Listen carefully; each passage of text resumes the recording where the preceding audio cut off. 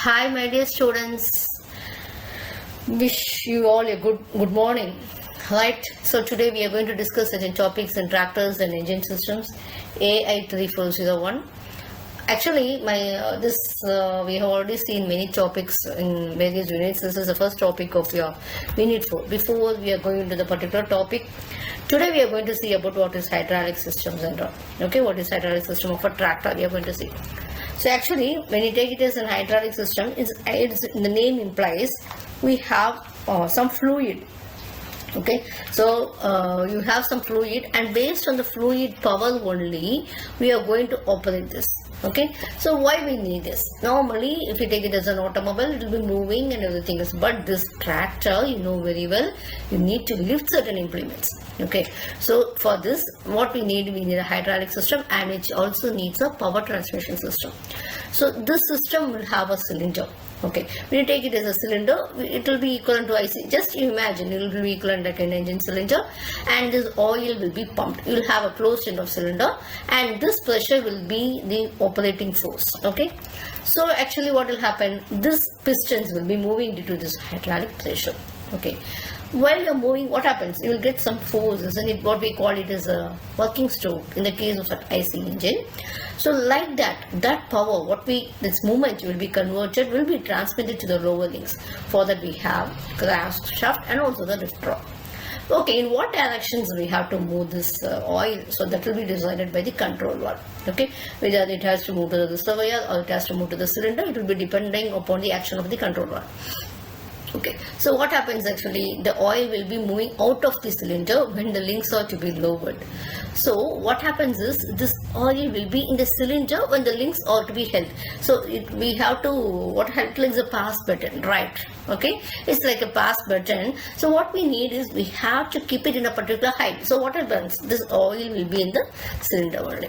So we have certain basic components of hydraulic system. So these are hydraulic pump, hydraulic cylinders and pump I'm saying. And another one is we have an hydraulic tank, control valve, safety valve, hose pipes and fittings and lifting arms. So these are the very important components of the hydraulic system. Okay, so how it is actually? This I know, as I said already.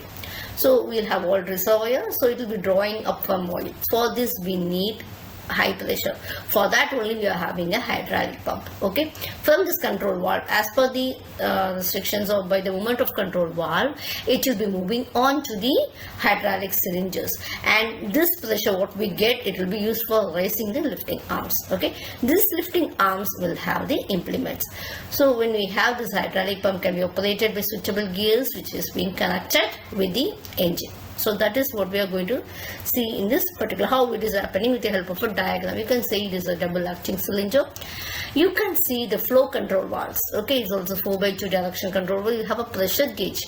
So nowadays we have to take care that the pressure is not exceeding the maximum value. Okay, so we have a pump, and very essentially we need a filter.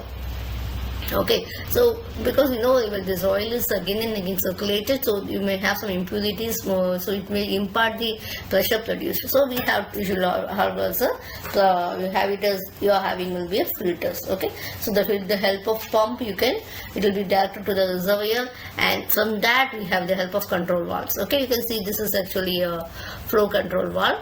Like this it is operated. Okay, there will be different types of hydraulic pumps. It can be a gear pump, it can be a plunger pump, it can be a vane pump, it can be a screw pump. Normally this you would have learnt in fluid mechanics, right? For agricultural engineers only you would have learnt all these types of pumps you have in a syllabus. Okay, but actually normally when you take it as in tractors we go for gear pumps. Okay, so because they can flow and bigger amount of soil when you compare them with your plunger pump, and we need a very high oil pressure because we are going to lift an implement, right? So that is needed. And hydraulic cylinder also, so this has a bigger size cylinder. Okay, so they call it as a ram cylinder. So this connecting rod will be transmitting power from the piston to the lifting arms. Okay, so actually and this piston will be moving in the hydraulic cylinder, so it will be moving in a reciprocating manner. So the lifting arms, it will be raised by the hydraulic pressure while we are raising the implement. While lowering, it will be lowering by the gravity, weight and all. So hydraulic tanks, it will actually be a reservoir. Okay, so it will be acting as a reservoir.